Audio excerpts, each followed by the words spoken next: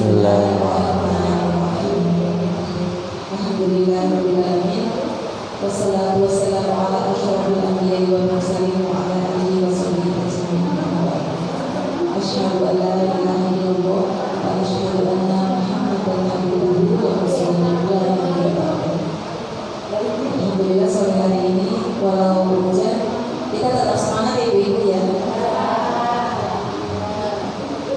Alhamdulillah. Sore hari ini walaupun hujan kita bisa bersama hadir. Insya Allah hujan ini berkah buat kita semua ya ibu-ibu. Mari juga sama-sama kita menjalankan sholawat, sampaikan sholawat. Dari paman kita sampaikan sholawat dan salam kepada junjungan kita Nabi Muhammad sallallahu alaihi wasallam yang sudah berjuang sampai hari ini kita bisa dengan bebas dan bisa leluasa menjalankan Islam. Baik ibu-ibu, kita buka taklim dengan tilawah. Minta disediakan Pak Ustaz untuk bimbing tilawah kita di surat Al-An'am ayat 157 sampai 165.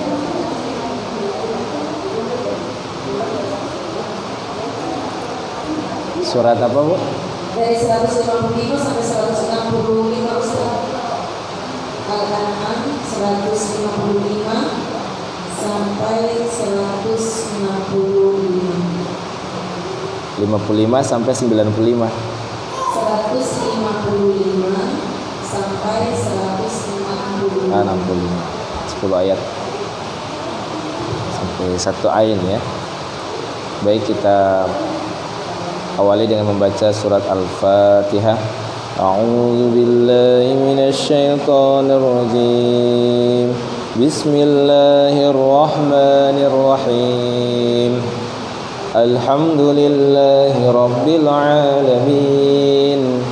Ar-Rahmanir Rahim. Maliki yaumiddin. Iyyaka na'budu wa iyyaka nasta'in. Ihdinas siratal mustaqim. Siratal ladzina an'amta 'alaihim ghairil maghdubi 'alaihim waladdallin. Amin. Bismillahirrahmanirrahim.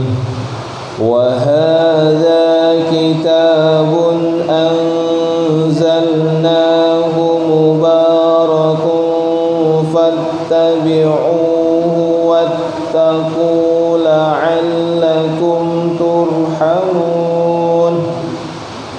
An taqulu innama unzilal kitabu ala ta'ifataini min qablina wa in kunna 'an dirasatihim laghafilin.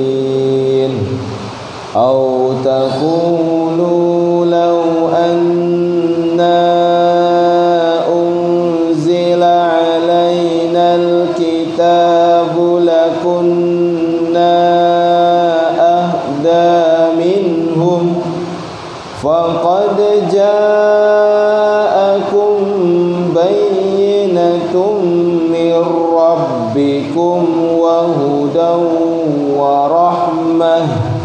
Faman azlamu mimman kadzdzaba bi ayatillahi wa sadafa anha. Sanajzil ladzina yasdifuna an ayatina su'al 'adzabi bima kanu yasdifun. Hal yanzuruna illa an ta'tiya tawaffahumul malaikah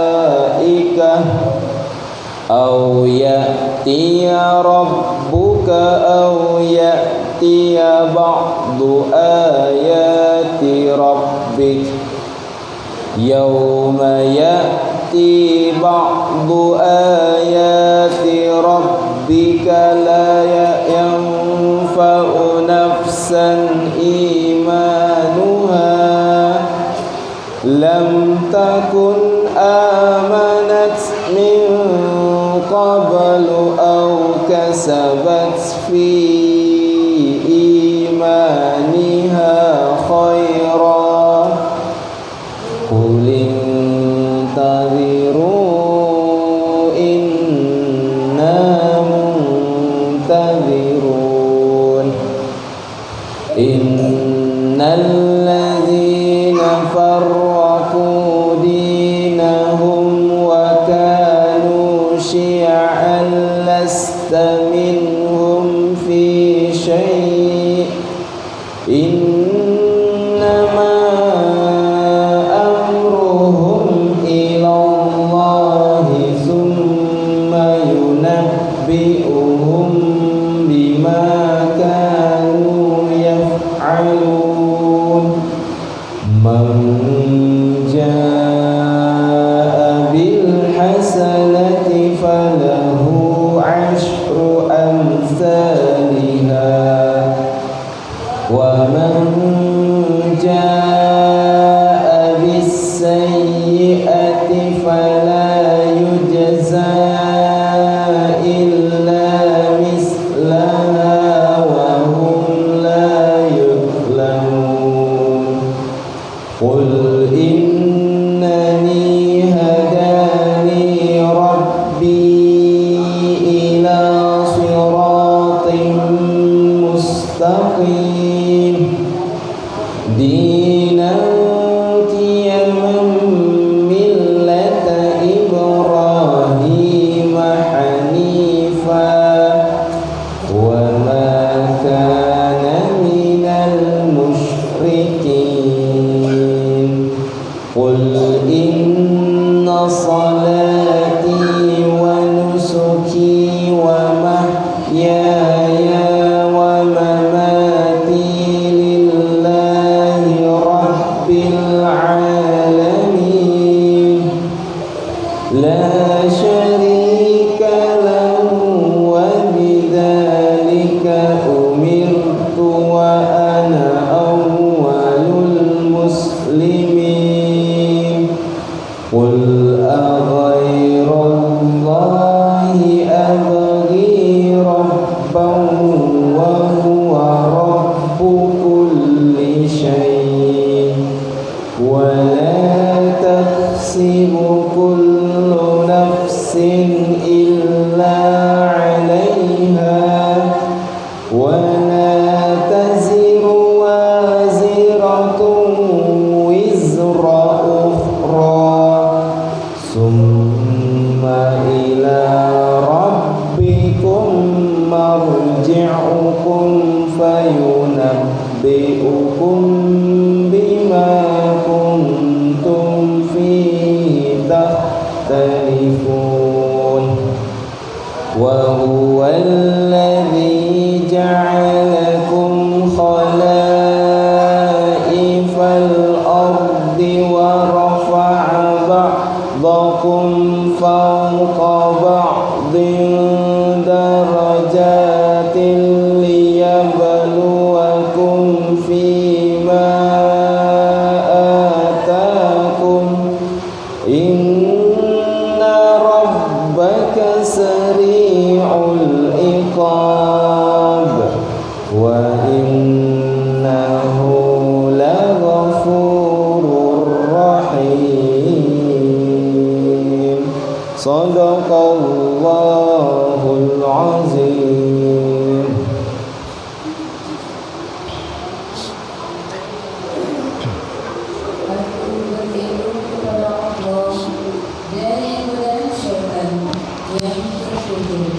dengan menyebut nama Allah yang Maha Pengasih, Maha Penyayang. Al-Quran ini adalah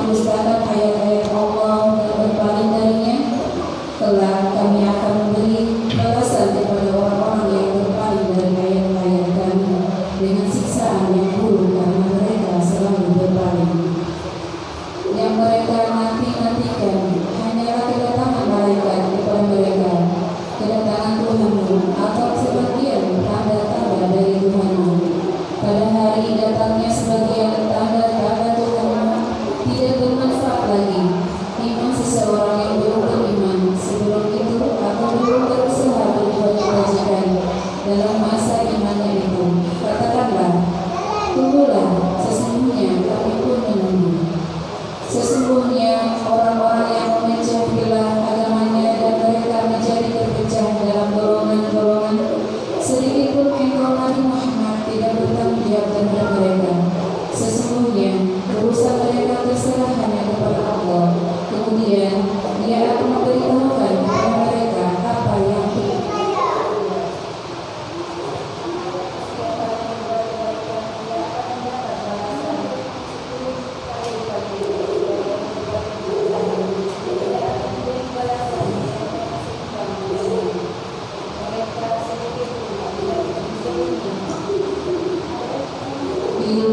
dirugikan.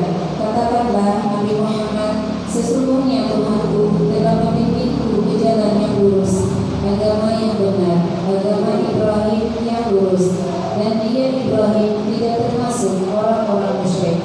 Katakanlah Nabi Muhammad, sesungguhnya salatku, ibadahku, hidupku, dan matiku hanyalah untuk Allah, Tuhan semesta alam. Tidak ada sekutu baginya. Itulah yang diperintahkan kepadamu. Aku adalah orang yang pertama dalam kelompok yang orang Muslim. Katakanlah Nabi Muhammad, apakah aku pantas mencari Tuhan selain Allah? Padahal Dialah Tuhan bagi segala sesuatu. Setiap orang yang berbuat dosa, dirinya sendirilah yang akan bertanggung jawab.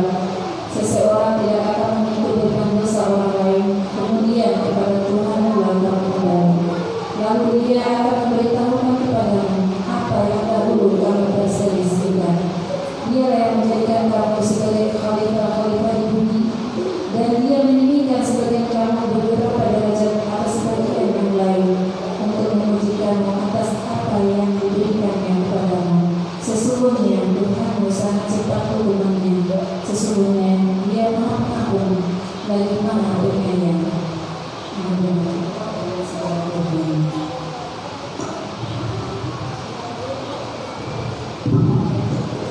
Alhamdulillah, syukur Ustaz sudah dipimpin tilawah kita sama-sama.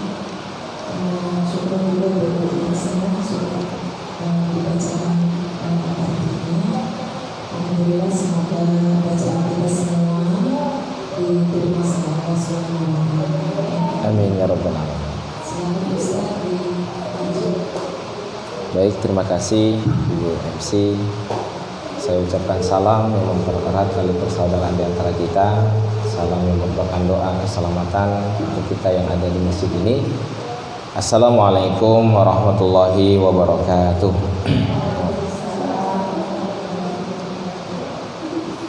Alhamdulillah, alhamdulillahirabbil alamin, wassalatu wassalamu ala Rasulillah wa ala alihi wa sahbihi wa mawala, amma ba'du. Ibu-ibu majelis ta'lim asy-syahadah yang dirahmati oleh Allah Subhanahu wa taala. Bagaimana, Bu?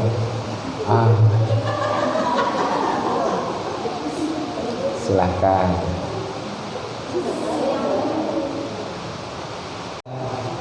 Suatu kaum berkumpul di rumah-rumah Allah. Mereka membaca yatsluna kitab Allah wa yatadarasuna bainahum. Mereka juga mempelajari Al-Qur'an. Kata baginda Nabi, illa nazalat alaihimus sakinah wa ghasyiyatuhumur rahmah, kecuali pasti Allah akan turunkan kepada mereka sakinah dan Allah Subhanahu wa taala melimpahkan rahmat kepada mereka, dan Allah malaikat-malaikat Allah mengepakkan sayap di atas mereka. Wa zakarahumullahu fi man indah, dan Allah Subhanahu wa taala menyebutkan, membangga-banggakan mereka di hadapan seluruh makhluknya yang ada di langit. Ini merupakan keutamaan kita duduk di majelis ilmu, majelis taman surga, yang mudah-mudahan keikhlasan kita mulai dari rumah, niat kita ikhlas semata-mata mencari ridha Allah Subhanahu wa taala, dicatat setiap langkah dari rumah digugurkan dosa-dosa kita semuanya. Amin. Dicatat oleh Allah setiap langkah dari rumah, diangkat derajatnya oleh Allah Subhanahu wa taala. Amin. Dan dicatat oleh Allah Subhanahu wa taala keikhlasan kita untuk hadir di majelis taman surga ini, setiap langkah dari rumah diberikan pahala oleh Allah Subhanahu wa taala. Amin ya rabbal alamin. Orang beriman itu Bu tidak selalu ada saja 1001 alasan untuk bersyukur kepada Allah. Ya, dikasih cuaca panas, alhamdulillah. Dikasih cuaca hujan juga, alhamdulillah. Ya, kita mendapati ya tentunya jangan sampai kita menjadi hamba yang durhaka kepada Allah. Ketika Allah terus memberikan kita kebaikan, kenikmatan dalam kehidupan kita, karena kita pahami bersama bahwa rasa syukur itu merupakan perwujudan dari rasa terima kasih kita kepada Allah Subhanahu wa taala. Coba kita renungkan Bu. Syekhul Islam Ibnu Taimiyah mengatakan begini. Kadang-kadang manusia itu mampu sensitif terhadap nikmat yang sedikit, tetapi tidak sensitif terhadap nikmat yang banyak. Contoh, kadang-kadang kita suka sekali ya kita melihat ada orang kita ini punya hutang budi kepada seseorang yang telah menolong kita, mungkin membayar dan melunasi hutang kita. Contoh, ibu punya hutang 50 juta, terus ada orang baik dia membantu ibu untuk melunasi hutang ibu. Kita lalu merasa hutang budi kita kepada orang tersebut, ya kan? Tapi justru kita tidak pernah berkata bahwasanya hutang budi kita kepada Allah, ketika Allah sudah memberikan kepada kita ribuan kali lipat dari apa yang diberikan orang yang tadi kepada kita, yang membantu melunasi hutang kita. Itulah yang dikatakan oleh Syekhul Islam Ibnu Taimiyah, janganlah kita ini sensitif terhadap perkara nikmat yang sedikit, tetapi kita tidak sensitif terhadap nikmat yang besar yang Allah terus ulang-ulang berikan kepada kita tanpa henti. Ya.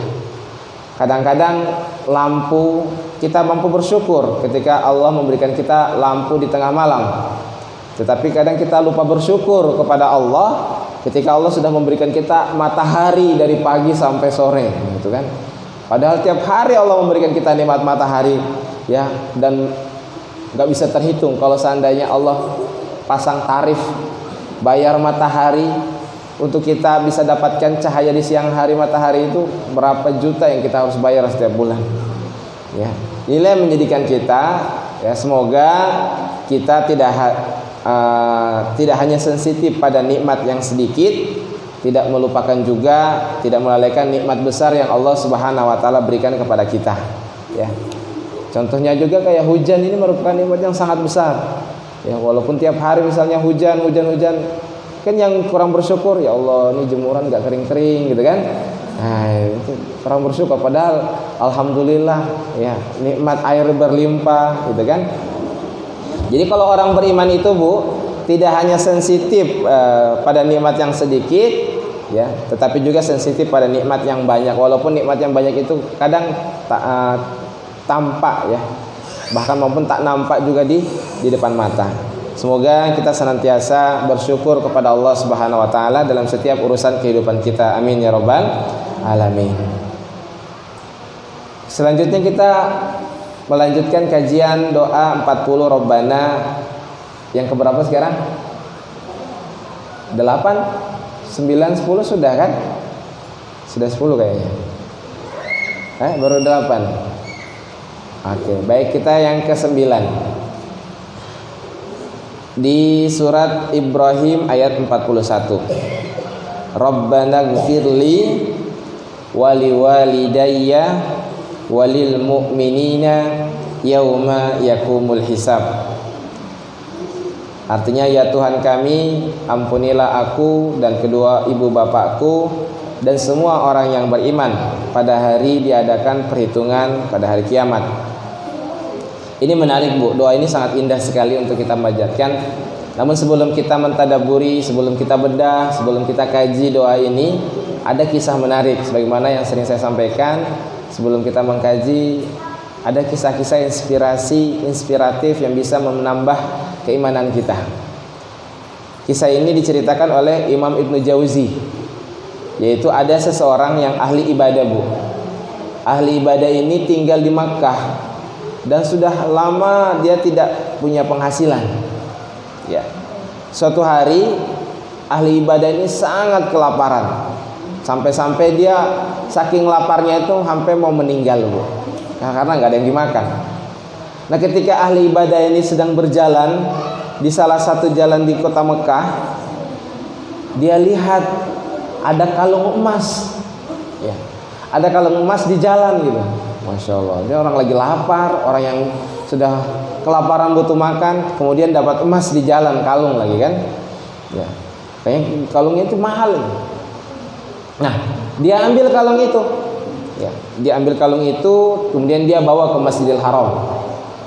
Nah, di Masjidil Haram di situ ada seseorang yang mencari-cari kalung itu, ya. Nah, dia cerita orang itu, kalau ciri-ciri kalungnya itu bagaimana?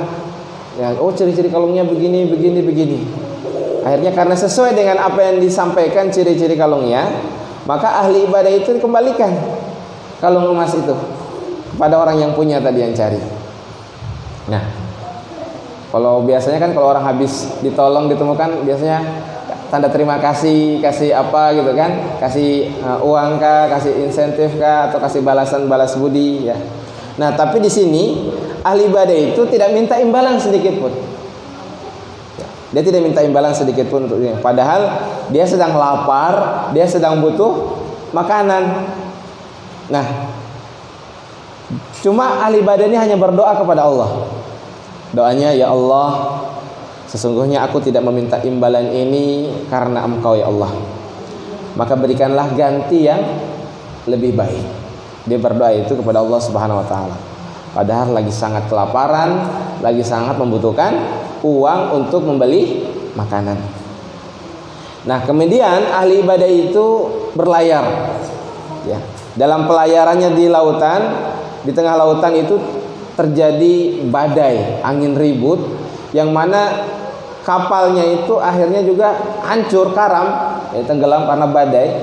Dan dengan izin Allah dia masih bisa selamat, ya, mungkin karena mungkin ada kayu-kayu yang bisa dia naiki, dia pegang. Alhamdulillah, jadi dia sampai di sebuah pulau. Nah, ketika sampai di sebuah pulau, ya sudah tidak ada lagi apa-apanya. Dia melihat ada sebuah masjid di pulau itu, kemudian dia duduk di situ. Kemudian dia duduk karena nggak punya rumah, jadi dia ke masjid, dia duduk sambil juga dia sholat berjamaah dengan masyarakat penduduk pulau itu. Nah, ketika selesai sholat, dia mendapati ada mushaf, ada jatuh itu lembaran mushaf, mungkin Al-Quran yang sobek gitu kan. Nah, dia ambil, dia pungut, kemudian dia baca, dia mengaji gitu. Nah, ada orang yang lihat, ya. Nah, orang-orang lihat dia, kemudian orang-orang bilang itu, karena kelihatannya seperti ustadz juga, ya, dia bilang, Syekh, tolong ajari anak-anak kami dong baca Al-Quran. Karena tadi lihat kayaknya dia bisa ngaji kan, tolong ajari kami anak-anak ngaji gitu. Nah, maka dengan keikhlasannya, karena dia sudah tidak punya apa-apa, ya sudah, dia membantu untuk mengajari anak-anak masyarakat di pulau itu mengaji. Nah, suatu hari ada orang berbicara sama dia, kasih tahu, ada di sini di pulau ini ada seorang gadis, tapi dia yatim. Nah, orang tuanya sudah lama meninggal. Dulu ayahnya juga soleh, tapi sudah meninggal. Nah, ditawarkan, mau nggak kau menikah dengan putrinya? Akhirnya apa? Karena nggak ada siapa-siapa kan, ditawarkan. Dia jawab, ya nggak apa-apa lah, nggak masalah. Ya, dia terima ya tawaran itu. Akhirnya pernikahan itu dilangsungkan. Dan di malam pertama, tahu nggak Bu? Di malam pertama dia melihat kalung yang tadi dia kasih kembali itu ada di leher istrinya. Dia tanya, kok bisa ada kalung ini di kamu? Ya kan? Nah, terus dia jawab, istrinya jawab, oh ini kalung ini pernah hilang di kota Mekah. Terus ada seseorang yang dia kembalikan kalung ini kepada saya punya ayah, saya punya bapak. Terus bapakku berdoa juga kepada Allah, semoga Allah berkenan mempertemukan orang yang menemukan kalung ini dan mempertemukan dan menikahkan saya dengan dia. Itu doa bapaknya. Coba, apa jawaban laki-laki yang tadi? Saya lah orangnya. Masya Allah ya. Jadi kayak masya Allah mustajab sekali doa inilah ya. Ini ada kaitannya dengan doa ini ya. Ketika doa ya kita melihat bagaimana kita mendapati dan menjumpai luar biasa sebuah doa Bu. Bapaknya juga berdoa kepada Allah, semoga Allah mempertemukan jodoh untuk anakku dengan orang yang mengembalikan kalung ini. Coba, dengan Allah yang mengatur skenario, dia naik kapal badai, kemudian dia terdampar di pulau itu, kemudian dia ke masjid, dia diberikan menemukan Al-Quran yang sobek, dia ngaji, diberikan kesempatan oleh masyarakat untuk ngajar anak-anak ngaji, dipertemukanlah, dijodohkan, dinikahkan sama gadis yang ternyata merupakan doa dari orang tuanya yang soleh. Coba, kadang kita kalau dibikin sinetron, film itu kayaknya masya Allah sekali gitu ya, ya sangat romantis, berkah dari doa orang tua ya untuk mendapatkan keturunan yang soleh ya. Karena doa itu Bu, itu bisa menjadi sarana untuk kita bisa mendapatkan menantu yang soleh. Ibu juga bisa mendoa begitu ya. Ya Allah, nanti kalau saya punya anak, doakan Bu ya. Doa itu bisa menjadi sarana juga untuk bisa mendapatkan pasangan yang soleh. Bahkan kalau mungkin yang masih bujang, kalau berdoa minta mertua yang soleh juga, doa itu subhanallah ya, itu luar biasa, itu bisa membuka pintu langit. Bahkan untuk orang tua kita yang telah meninggal dunia pun ya, ya Allah ampunilah doaku orang tua kami, itu bisa sampai ya. Makanya ketika doa ini di surat Ibrahim ini, Allah Subhanahu wa taala mengajarkan kita sebuah doa yang indah ya. Doa Rabbi gfirli wali walidayya walil mu'minina wa yauma yakumul hisab. Nah, tentunya saya ingin kasih pertanyaan Bu ya. Satu evaluasi juga untuk saya dan untuk kita semuanya sebagai mungkin keluarga besar Majelis Ta'lim Asy-Syahadah ya. Ya, pertanyaannya mungkin gak usah dijawab dengan lisan, tapi jawab dengan apa yang dikatakan oleh hati kita. Sudahkah dalam perjalanan kita, ketika sudah berapa kali pertemuan taklim, selama kita taklim, sudahkah kita betul-betul mendoakan orang yang kita cintai dari lingkungan keluarga terdekat kita? Mendoakan bapak kita, mendoakan ibu kita, mendoakan suami, mendoakan anak-anak ya, atau ada orang yang telah, atau kita mendoakan orang-orang yang telah berbuat baik kepada kita. Kenapa Bu? Karena maaf ya, kadang-kadang kita mengharapkan kebaikan, sesuatu yang baik dari orang di sekitar kita, tetapi kita tidak pernah menggunakan kebaikan doa untuk mendoakan mereka dalam kebaikan ya. Kalaulah kita melihat ada kegelapan kayak tadi mati lampu, jangan mencela kegelapan kalau kita tidak bisa memberikan lentera untuk menerangi. Nah, perlu kita pahami Bu, sesungguhnya doa itu pun bisa menjadi bagian daripada lentera yang selalu menerangi. Makanya sebelum kita mengharapkan ya suami kita baik, tanya sama diri kita, sudahkah kita rajin mendoakan suami di waktu-waktu mustajab? Itu kan. Kalau kita pengen mengharapkan imam yang baik ya dalam keluarga, tanyalah, ibu tanya dalam diri kita, sudahkah mendoakan suami di waktu sujud, di waktu sebelum salam, di waktu turunnya hujan? Sudah mendoakan belum Bu? Turun hujan yang mustajab doa gitu. Mendoakan di waktu-waktu mustajab, di waktu hari Jumat. Karena apa Bu? Karena pertanyaan itu, itulah yang menentukan bagaimana keadaan dan kondisi kita yang kita jumpai dalam praktek kehidupan kita. Sekali lagi Bu, tanda kecintaan kita kepada orang di dekat itu simple Bu. Sejauh mana sesering kita mendoakan dia, sejauh mana kita sering mendoakan mereka, itu menunjukkan semakin besar kecintaan kita kepada orang yang kita cintai. Karena doa itu bisa merubah yang hitam menjadi putih, doa itu bisa merubah yang pendek menjadi panjang. Nah, maka tolong sebelum kita menuntut banyak hal kepada suami misalnya, maka sebelum kita menuntut banyak kepada anak-anak, ya kita harusnya termasuk orang yang pertama kali yang telah menunaikan dan memberikan kewajiban kita kepada mereka, yaitu dengan cara mendoakan mereka. Makanya sekali lagi Bu, para ulama itu mengatakan begini, jangan kita meletakkan peraturan yang banyak sebelum kita melaksanakan kewajiban. Jangan meletakkan peraturan untuk suami, untuk anak-anak, kalau saya mungkin untuk istri, ya, atau mungkin untuk orang-orang di sekitar kita, kalau kita ternyata tidak melaksanakan kewajiban kita kepada mereka. Dan harus kita pahami, Bu, salah satu kewajiban kita kepada mereka yaitu dengan senantiasa mendoakan mereka tanpa mereka tahu, tanpa mereka sadari.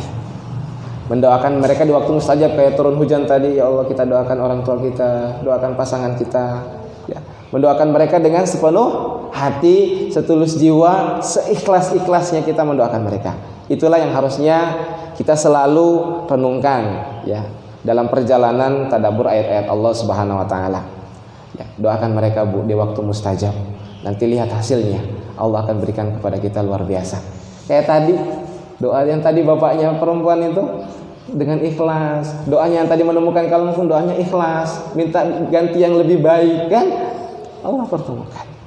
Makanya sekarang kenapa kita lanjut pada doa Rabbana yang ke-8 nih berarti ya. Rabbi ghfirli wa liwalidayya walil mu'minina wa yauma yaqumul hisab. Nah, sebelum kita menjelaskan ini, menjabarkan ini, ada juga satu evaluasi, Bu, untuk kita, ya, sebagai sentilan jiwa kita lah, agar menjadi bagian daripada resonansi sanubari kita tentang satu perkara yang harus kita renungkan juga. Kira-kira, Bu, apa sih hadiah terbaik yang bisa kita berikan selaku anak, dan bisa kita berikan hadiah yang paling istimewa untuk orang tua kita? Kira-kira apa, Bu? Mungkin diantara kita ada yang menjawab, Ustaz, saya ingin membelikan mobil untuk orang tua saya. Mungkin selama ini orang tua saya kasihan, dia naik ojek, dia naik angkot, gitu kan. Dia pengen belikan mobil. Mungkin mobil itu mungkin hadiah istimewa untuk orang tuanya. Ada yang mungkin yang mengatakan, ya Ustaz, mungkin saya mau membelikan orang tua saya, memberikan hadiah istimewanya rumah, karena mungkin selama ini orang tua saya kontraktor, yang hidupnya pindah-pindah, gitu kan, dari kontrakan yang satu ke kontrakan yang berikutnya, gitu kan. Ada yang ingin bilang, oh mungkin ya Ustaz, saya ingin mengumrohkan atau menghajikan orang tua saya, karena orang tua saya pengen sekali berhaji, pengen sekali umroh. Kalau jawaban-jawaban seperti itu yang kita anggap hadiah istimewa, tentu memang 100% tidak salah, Bu. Tetapi jawaban itu sebenarnya bukan kado yang paling istimewa yang dilakukan anak kepada orang tuanya. Kenapa, Bu? Kalau membelikan mobil, itu siapapun bisa. Bahkan orang yang tidak beriman pun bisa membelikan mobil untuk orang tuanya. Bahkan preman-preman yang apapun ya profesi yang mereka lakukan, ketika mereka mendapatkan uang harta yang banyak, nggak tahu halalkah haramkah statusnya, mereka juga bisa memberikan rumah kepada orang tua mereka. Jadi karena memang bukan itu, Bu, kado istimewa yang kita berikan kepada orang tua. Kalau tadi rumah, kalau tadi mobil, kalau tadi motor, haji dan umrah itu bukan kado yang istimewa yang kita siapkan untuk orang tua kita, maka pertanyaan yang kita adalah, lalu apa, Bu, kado istimewa yang bisa kita berikan kepada orang tua kita? Ketika kita pengen membalas air susu ibu kita, ya, kita ingin membayar keringat-keringat orang tua kita pengen membayar begadangnya mereka, kita ingin membayar tangisan hati mereka ketika orang tua kita selalu memikirkan kita terlebih dahulu daripada memikirkan diri mereka sendiri, ya. Kita pengen membalas budi bagaimana mereka mengorbankan perasaan mereka, ya, hanya untuk menyenangkan perasaan anak-anaknya. Ya, kita pengen membalas, dan kira-kira apa hadiah terbaik yang kita harus berikan kepada orang tua kita? Maka disinilah para ulama kemudian mengatakan, Bu, tidak ada hadiah kado yang paling istimewa yang diberikan oleh anak kepada orang tuanya, kecuali kado yang paling istimewa itu adalah kesolehan anak kepada orang tuanya. Itulah hadiah yang terindah seorang anak kepada orang tuanya di hadapan Allah. Bukan di hadapan rasional manusia, bukan di hadapan perasaan manusia, bukan di hadapan perasaan kita, tetapi di hadapan Allah Subhanahu wa ta'ala. Kenapa, Bu?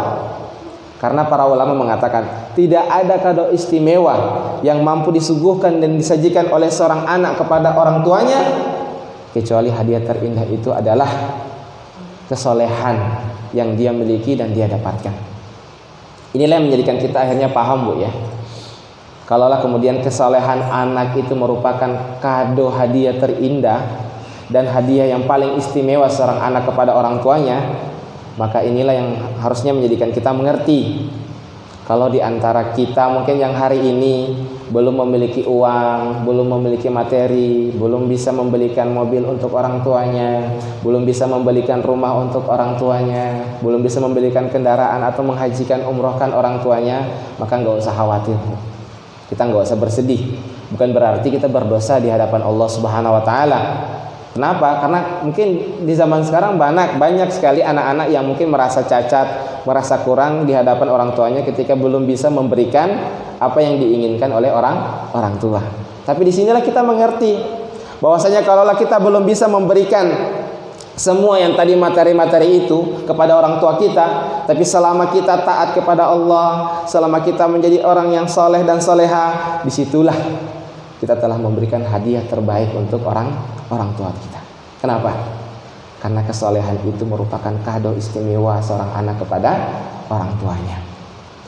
Memberikan motor itu bonus, memberikan mobil itu bonus, memberikan rumah kepada orang tua kita itu bonus, menghajikan dan mengumrohkan orang tua kita itu juga perkara bonus. Yang mana Allah itu melihatnya bukan kepada perkara-perkara itu pertama kali, tetapi yang Allah lihat adalah bagaimana kesolehan anak di hadapan Allah Subhanahu wa taala. Semakin soleh anak itu, maka semakin bangga orang tuanya kelak di hadapan Allah Subhanahu wa taala. Ketika orang tua meninggalkan anak yang soleh, kemudian orang tua itu merasa bahwa anak itu adalah titipan Allah dan dia sudah kembalikan titipan amanah Allah itu kepada jalan Allah, menjadi anak yang soleh, maka tidak ada orang tua yang paling beruntung di alam kuburnya, di alam barzahnya, ketika orang tua itu mendapati anak-anak mereka sudah kembali ke jalan Allah, menjadi anak yang soleh dan soleha. Ketika amanah itu sudah dikembalikan kepada Allah, coba perasaannya orang tua bagaimana, Bu? Tenang sekali, Allah, amanah anak ini yang engkau titipkan sudah kembali menjadi anak yang soleh. Saya kembalikan anak ini, ya Allah, menjadi sesuai dengan apa yang engkau inginkan. Ya Allah, saya sudah mendidik anak-anak saya menjadi anak-anak yang soleha. Makanya tidak ada orang yang paling bahagia di alam kuburnya kecuali dia mendapati anak-anaknya menjadi anak-anak yang saleh. Disinilah yang menjadikan kita mengerti, Bu, ya. Inilah yang menjadikan kita memahami bahwa kesolehan itu merupakan hadiah teristimewa yang diberikan anak kepada orang tuanya. Nah, ini yang pertama. Nah, setelah kita mengerti bahwasanya kesolehan itu merupakan hadiah istimewa yang bisa diberikan seorang anak, yang disajikan anak untuk orang tuanya, maka kita harus pahami lagi, Bu, salah satu kriterianya, ciri-cirinya, indikator kesolehan itu adalah ketika kita selalu mendoakan kedua orang tua kita. Itu ciri-cirinya. Karena sesungguhnya orang soleh itu, Bu, tidak pernah jauh-jauh dari kamus untuk selalu berdoa kepada Allah Subhanahu wa taala, mendoakan kedua orang tuanya. Makanya inilah ya pula yang menjadikan Allah Subhanahu wa taala, kenapa Allah mengabadikan doa Nabi Ibrahim dalam Al-Qur'an, surat Ibrahim ini ayat 41. Rabbighfirli wali walidayya walil mu'minina wa yauma yakumul hisab. Supaya kita mengerti, Bu, bagaimana redaksi terbaik ketika kita mendoakan orang tua kita, dan ini menunjukkan birrul walidain kita kepada orang tua kita. Bahwasanya berbakti kepada orang tua itu bukan hanya dalam urusan materi, bukan hanya sekedar kita belikan ini, belikan itu, bukan, Bu. Bukan hanya dalam urusan finansial uang saja, tetapi birrul walidain ini adalah bagaimana ketika kita selalu mendoakan orang tua kita. Dan ingat, Bu, ya, satu doa ini diingat baik-baik, satu doa yang diiringi dengan komitmen dari seorang anak yang mana sampai dia berkomitmen untuk menjadi anak yang soleh dan dia berdoa kepada orang tuanya, insya Allah itu jauh lebih baik daripada ratusan juta yang dia berikan kepada orang tuanya. Ketika dia berikan kepada orang tuanya ratusan juta tanpa disertai dengan kesolehan, tanpa disertai dengan doa-doa yang dia panjatkan kepada orang tuanya. Coba saya ulangi lagi, Bu, ya. Satu doa yang diucapkan oleh anak yang berkomitmen untuk soleh, lalu dia mendoakan orang tuanya, itu jauh lebih baik daripada ratusan juta yang dia berikan kepada orang tuanya tanpa disertai komitmen untuk menjadi anak yang soleh, lalu dia tidak mendoakan orang tuanya. Ratusan juta itu sia-sia. Maka mohon maaf Bu ya, kita lihat banyak anak orang bisa memberikan ratusan juta kepada orang tuanya tapi tidak bisa menjamin ya syubhat dari perkara yang haram. Makanya kalau saya dan ibu-ibu sekalian yang hari ini termasuk kita yang belum bisa memberikan mobil, memberikan rumah, memberikan materi kepada orang tua kita, memberikan yang terbaik, padahal orang tua kita sudah meninggal dunia, padahal orang tua kita sudah di alam barzah, sudah tertutup pintu itu, bukan berarti kita tidak bisa memberikan hadiah terbaik. Hadiah terbaik kita apa Bu? Ya, mari kita solehkan diri kita, kita jadikan anak yang soleh, supaya ketika kita menjadi anak yang soleh, nah ini yang penting Bu. Kenapa kita harus mensolehkan diri kita? Karena maka disitulah Allah menjadikan doa-doa anak yang soleh itu diterima oleh Allah Subhanahu wa Ta'ala ketika orang tua sudah meninggal. Makanya sering ada hadis kan? Apa hadisnya yang sering kita dengar? Kalau sudah meninggal anak manusia, iza mata ibnu Adam in qata amaluhu, maka terputuslah semua amalnya kecuali illa min salasa, kecuali 3. Shadaqatin jariyah, sedekah jariyah, itu akan pahalanya terus mengalir walaupun kita sudah meninggal. Au ilmun yuntafa'u bihi, atau ilmu yang bermanfaat ya bagi masyarakat, diamalkan, dilakukan, dipraktekkan, alhamdulillah itu pahalanya akan mengalir kepada orang tua kita, kepada orang yang sudah meninggal. Dan yang ketiga, awaladin salihin yad'ulah. Nabi menyebutkan doa anak yang soleh, bukan doa anak saja. Kalaulah Nabi mengatakan doa anak kepada orang tuanya, maka anak yang pemabuk, anak yang kepala maksiat, anak yang kepala main judi, itu kalau dia berdoa Rabbighfirli wali walidayya pasti diterima. Tapi tidak. Inilah yang menjadikan kita paham ya, harusnya kita mengatakan kalau ada orang yang sudah berubah gitu ya, baru hijrah, taubat gitu kan ya, dari kebiasaan-kebiasaan maksiatnya ya, maka ada dua kondisi yang disampaikan kepada orang yang baru hijrah. Kalau ada orang yang baru taubat Bu, mungkin perempuan, ladies apa, kemudian dia hijrah, dia baru pakai hijab gitu kan, atau mungkin tetangga yang kebiasaannya minum, mabuk, jadi kemudian dia pengen bertaubat, berubah, maka ibu sampaikan 2 hal ini. Ada 2 hal yang harus kita berubah ya, berhenti dari maksiat. Kapan itu? Pertama, kalau kita sudah punya anak. Kenapa harus ada keterangan terikat bahwasanya kita berhenti dari maksiat itu kalau sudah punya anak? Kenapa Bu? Karena kemaksiatan orang tua itu bisa berakibat besar kepada kemaksiatan anak kita. Jadi kemaksiatan orang tua ketika dia sudah punya anak, dia masih bermaksiat, maka itu bisa berpengaruh kepada anak. Makanya harus kita berhenti. Yang kedua, ya sebelumnya, ya, seperti bagaimana kita pernah mendengar Bu ya, penyakit diabetes. Penyakit apa tuh? Penyakit gula. Apa yang bisa kita pelajari dari penyakit gula Bu? Penyakit gula itu bisa memberikan kita pelajaran kalau ternyata ketika orang tua kita juga sudah memiliki penyakit gula yang sangat besar, maka kemungkinan besar itu bisa menurunkan penyakit gula itu kepada keturunannya. Betul nggak Bu? Anak-anak. Dari sini kita pelajari ya, kalaulah saja penyakit gula itu bisa menurun dari orang tua kepada anak, apalagi kemaksiatan. Ya. Itu yang harus kita pahami. Ya. Inilah yang perlu kita sampaikan nanti ketika ada orang yang sudah masih melakukan maksiat. Udah bilang aja, silakan sudah aku bikin maksiat, silakan berbuat maksiat. Ya. Kalau memang susah untuk meninggalkan maksiat, ya kamu sudah nikah, kamu sudah punya anak, istrimu sudah hamil, sudah melahirkan, kemudian masih juga maksiat, kemudian masih belum berhenti daripada maksiatmu, dia sudah punya anak tapi tidak mau tobat juga, maka yang kedua, ibu sampaikan saja, berhentilah berbuat dosa maksiat kalau orang tua sudah meninggal. Kalau orang tua sudah meninggal dunia, sudah stop, sudah maksiat. Kenapa harus ada keterangan orang tua meninggal dunia, Ustaz? Kenapa? Karena setiap kita membiarkan diri dalam kemaksiatan setelah orang tua meninggal dunia, itu akan mengakibatkan doa-doa kita tidak dikabulkan oleh Allah Subhanahu wa taala. Doa kita tidak pernah dikabulkan. Makanya tadi saya sampaikan, awaladin solihin yad'ulah. Doa anak yang soleh kepada orang tua. Bukan doa anak yang kepala maksiat kepada Allah Subhanahu wa taala kemudian berdoa. Itu tidak akan sampai. Jadi ketika dia berdoa Rabbighfirli wali walidayya, itu Allah tidak kabulkan.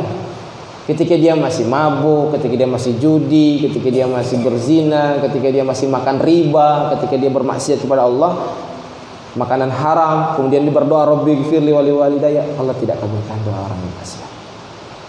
Makanya siapa yang paling sengsara kalau begitu? Siapa yang paling sedih di alam kuburnya? Orang tua kita. Makanya kalau kita, anak-anak kita tidak bisa menghentikan kita dari maksiat, tidak bisa menghentikan dari kecanduan narkoba, kecanduan minuman, kecanduan judi, kecanduan berzina, ya, maka seharusnya ketika orang tua sudah meninggal, wafatnya orang tua kita itu harusnya menghentikan kita dari kemaksiatan. Kenapa tadi? Karena itulah akan berakibat besar kepada orang tua kita di alam barzakh. Dan orang tua yang paling menyedihkan, orang tua yang paling sengsara itu siapa? Orang tua yang meninggalkan banyak keturunannya, banyak anaknya, tetapi tidak ada satupun anak yang soleh.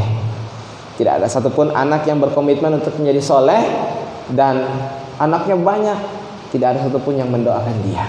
Itu orang tua yang paling sengsara, orang tua yang paling sedih. Karena zaman sekarang itu banyak orang tua sudah merasa menunaikan kewajibannya. Yang penting saya kasih uang, yang penting saya kasih sekolah, yang penting saya kasih makan. Sudah tidak diurus, tidak diperhatikan ibadahnya, tidak diperhatikan agamanya, tidak diperhatikan ngajinya, tidak diperhatikan kesalehan anaknya. Maka doa inilah menjadikan kita penting, ya. Solehkan diri kita, ya. Solehkan diri kita ketika anak kita sudah lahir. Karena kesolehan orang tua tadi sangat berdampak kepada anak. Kisah yang pertama tadi, kesalahan orang tua yang soleh yang tadi kalungnya hilang, kemudian dia berdoa kepada Allah agar Allah mempertemukan yang menemukan kalung ini, dikembalikan agar menjadi dijodohkan dengan anaknya. Allah solehkan diri kita kalau orang tua kita juga sudah meninggal. Kenapa? Karena kesolehan itu merupakan hadiah istimewa yang bisa kita berikan sebagai seorang anak kepada orang tua kita. Maka orang soleh itu selalu identik dengan doa. Makanya kita mendoakan orang tua kita, Rabbanaghfirli wali walidayya walil mu'minina wa yauma yaqumul hisab. Dan ini merangkum 3 keistimewaan. Pertama, memohonkan ampun untuk diri kita. Ya Allah, ampunilah dosa-dosaku. Kemudian yang kedua, memohonkan ampun untuk orang tua kita, wali walidayya. Dan yang ketiga, kita memohonkan ampun doa orang-orang yang beriman, ya, ketika terjadi hisab. Kenapa ketika terjadi hisab? Yauma yaqumul hisab. Karena orang yang masa depannya baik, ya, orang yang masa depannya ketika di alam barzah itu, yang masa depannya bahagia ketika kita mendapatkan ampunan Allah Subhanahu wa taala. Orang, Bu, kalau kenapa kita mendoakan, ya Allah ampunilah dosaku, ya Allah ampunilah dosaku orang tuaku, ya Allah ampuni dosa-dosa orang-orang yang beriman. Kenapa? Kalaulah orang itu dosanya sudah diampuni oleh Allah Subhanahu wa taala, maka sesungguhnya kita lihat Allah ketika menampakkan dosa-dosa kita, ya, Allah tampakkan dosa gibah kita, Allah tampakkan dosa mata kita. Kadang kita buka YouTube, tampilan melihat yang diharamkan, ya. Allah menampakkan dosa aurat kita, yang kita tampakkan aurat kita. Allah tampakkan dosa makan riba kita, Allah tampakkan dosa durhaka kita. Banyak dosa-dosa kita dia tampakkan oleh Allah Subhanahu wa taala. Tetapi dalam waktu sekejap Allah katakan, saya ampuni dosa-dosamu semuanya. Kira-kira rasanya gimana, Bu? Ketika Allah mengampuni, hapuskan semua dosa-dosa kita yang selama ini kita lakukan. Masya Allah, gembira sekali kan? Makanya kita doa. Kenapa minta doa ampunan ini? Karena tidak ada yang menggembirakan orang-orang yang beriman, tidak ada yang paling menggembirakan diri kita, tidak ada yang paling menggembirakan orang tua kita, kecuali ketika Allah menghapus segala dosa-dosa kemaksiatan kita, ketika Allah tampakkan dan semuanya Allah katakan, saya ampuni, diputihkan semua. Masya Allah. Saya ulangi sekali lagi, Bu. Kalau orang itu diterima ampunannya, dosanya diterima taubatnya, ya, ketika dosanya diampuni oleh Allah Subhanahu wa taala, yaitu ketika pada waktu hari kiamat Allah akan sidang dia, dihisab Bu kita, Bu. Allah perlihatkan semua dosa-dosa kita. Ini loh dosa-dosamu. Kemudian kita bertobat, Rabbighfirli wali walidayya walil mu'minina wa yauma yaqumul hisab. Maka kemudian di hari kiamat itu, di hari hisab itu Allah katakan, saya hapuskan dosa-dosamu itu. Maka gembira sekali orang itu, sangat gembira, sangat senang sekali. Inilah yang harusnya menjadikan kita memahami betul. Sesungguhnya yang kita harapkan di dalam berbakti kita kepada orang tua kita adalah kita memperhatikan pertama bagaimana komitmen kita menjadi orang yang saleh. Ya, semoga dengan menjadi kesalehan itulah kita bisa memberikan kebaikan untuk orang tua kita. Ketika kita meminta doa, kita mendoakan mereka, Allah kabulkan doa orang yang saleh. Ini yang pertama. Maka kita doakan, kenapa Rabbighfirli? Kenapa kita ampuni, ya Allah ampuni dosaku dulu? Kenapa? Kenapa disebutkan ya Allah ampunilah dosaku dulu? Kita perhatikan ayat ini. Kenapa ya Allah dosa-dosa kita dulu? Karena tadi, Bu, ya, sebelum kita meminta untuk orang tua kita, sebelum kita meminta untuk orang-orang beriman, kita meminta dulu kepada Allah, ya Allah ampunilah dosa-dosa kita. Karena kalau dosa kita sudah diampuni Allah Subhanahu wa taala, berarti insya Allah penghalang terkabulnya doa itu kan dosa-dosa. Yang menghalangi doa-doa kita tidak dikabulkan itu karena banyaknya dosa kita kepada Allah.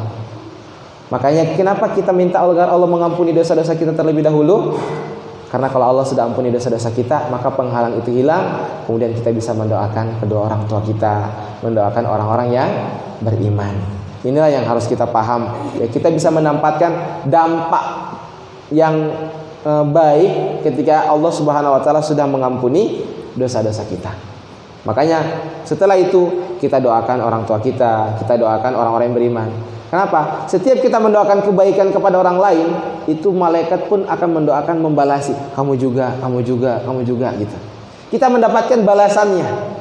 Makanya doa ini mengajarkan kita jangan kita egois. Doakan. Coba pernah nggak ibu doakan temannya dalam keadaan dia tidak tahu? Ya Allah, sehatkanlah dia, ya Allah, berkahilah keluarganya, ya Allah, jadikan anak-anak yang soleh. Ketika kita mendoakan orang lain, itu malaikat pun mengatakan kamu juga, ya Allah, berikanlah juga kepadanya, ya Allah, berikanlah juga kepadanya. Jadi impactnya kebalikan itu kepada kita. Makanya kenapa doa ini Rabbighfirli wali walidayya walil mu'minin, ya. Makanya pastikan diri kita diampuni dulu oleh Allah Subhanahu wa taala, pastikan kita juga tidak melakukan dosa, dan pastikan kita tidak mengerjakan maksiat. Makanya mohon maaf ya, yang masih makan riba harus berhenti atas nama orang tua kita. Stop sudah makan riba. Ya. Baik orang tua kita masih hidup maupun orang tua kita yang sudah meninggal dunia. Atas nama orang tua kita yang masih minum mabuk, ya kita sampaikan berhenti sudah. Atas nama orang tua, kasihan orang tua di alam kubur itu dia tersiksa. Kalau kamu masih mabuk, kamu masih maksiat, kasihan orang tua kita di alam kubur itu. Ya Allah, ini anakku gimana? Ya Allah, saya mengharapkan doanya tapi justru dia semakin bermaksiat. Justru inilah yang harus kami menjadikan kita atas nama orang tua kita. Sudah setiap kejahatan yang dilakukan, setiap kemaksiatan dilakukan, apakah itu perzinahan, apa itu maksiat semuanya, mintalah ampunan kepada Allah Subhanahu wa taala atas dosa-dosa yang kita lakukan. Terus kita minta ampunan untuk kedua orang tua kita. Rabbighfirli wali walidayya walil mu'minina wa yauma yaqumul hisab. Bahkan Rabbighfirli kita ulang-ulang pun boleh. Ya Allah ampuni dosaku dulu, ya Allah ampuni dosaku dulu. Karena banyak kita kalau ingat dosa-dosa kita itu, masya Allah ya, masih banyak sekali dosa-dosa yang harus kita minta ampun. Ya, baru kita mendoakan orang tua kita. Nah, inilah disebutkan juga wa yauma yaqumul hisab. Kenapa di akhir doa ini diingatkan wa yauma yaqumul hisab? Kenapa disebutkan pada hari hisab? Karena apa?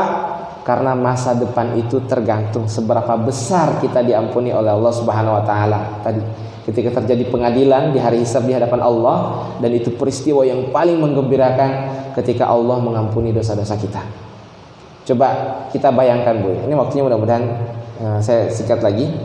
Bayangkan kalau narapidana, yang paling membahagiakan bagi para narapidana itu apa? Satu hari yang paling membahagiakan dalam setahun itu hari apa? Hari 17 Agustus. Kenapa, Bu? Karena dapat remisi, ya kan? Ya kan? Dapat potongan masa tahanan, ada gerasi besar-besaran. Kalaulah narapidana saja sangat bahagia, sangat senang sekali di hari kemerdekaan karena mendapatkan remisi, karena mendapatkan potongan masa tahanan, bahkan ada yang bebas karena kalaupun dia baik penilaiannya, ya, dia bahagia sekali. Apalagi kita nanti di hadapan Allah Subhanahu wa taala ketika Allah menghapus semua dosa-dosa dan kesalahan kita. Diperlihatkan dosa makan riba kita, diperlihatkan dosa mungkin ibu tidak taat sama suami, dosa kita zolimi anak-anak, dosa kita maksiat. Kemudian Allah Subhanahu wa taala katakan, karena doamu Rabbighfirli, maka Allah ampuni dosa-dosa kita. Masya Allah. Sekali lagi sebagai penutup, atas nama orang tua kita, baik yang masih hidup maupun yang sudah meninggal, mari kita tinggalkan setiap dosa, tinggalkan setiap riba, kita tutup aurat, tinggalkan kemaksiatan, supaya doa kita itu aksesnya seperti jalan tol, langsung nembus langit sampai kepada Allah Subhanahu wa taala, bebas hambatan. Karena sekali lagi, kado yang paling istimewa yang bisa kita hadiahkan sebagai anak kepada orang tua kita adalah kesolehan kita selaku keturunan kita kepada mereka, dan agar mereka juga bisa bahagia. Tidak ada yang paling menggembirakan bagi orang tua, baik yang masih hidup maupun yang sudah meninggal, kecuali orang tua kita mengatakan, ya Allah, anak yang kau titipkan ini saya kembalikan kepadamu ya Allah dalam keadaan sesuai dengan apa yang engkau amanahkan. Mereka telah kembali ke jalanmu, telah menjaga syariatmu, menjaga auratnya, menjaga kehormatannya, taat melaksanakan sholat, taat ibadah, mereka menjaga kesolehannya ya Allah, saya kembalikan mereka kepada. Itulah hari yang paling berbahagia bagi setiap orang tua, ketika mereka sudah bisa memberikan tanggung jawab, laporan tanggung jawab kepada Allah Subhanahu wa taala sesuai dengan apa yang Allah inginkan. Mudah-mudahan doa Rabbighfirli wali walidayya walil mu'minina wa yauma yaqumul hisab ini bisa